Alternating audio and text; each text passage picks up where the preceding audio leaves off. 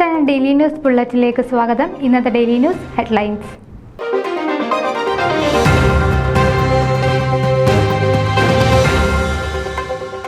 Canadian പാർലമെന്റിലെ ഓണാഘോഷത്തിൽ സജീവ സാന്നിധ്യമായി FOKANA president Sajimon Antony.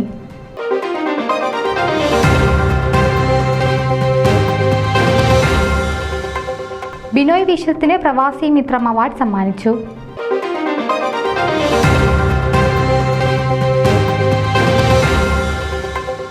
Kerala cultural association ഓണാഘോഷം അത്യന്തം ഹൃദ്യമായി.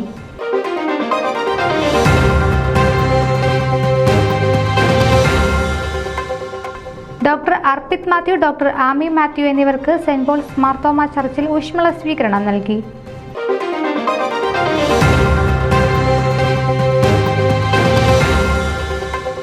ഗൃഹാതുരത്വ സ്മരണകൾ ഉണർത്തി ഹ്യൂസ്റ്റൺ റാന്നി അസോസിയേഷൻ ഓണം ആഘോഷിച്ചു.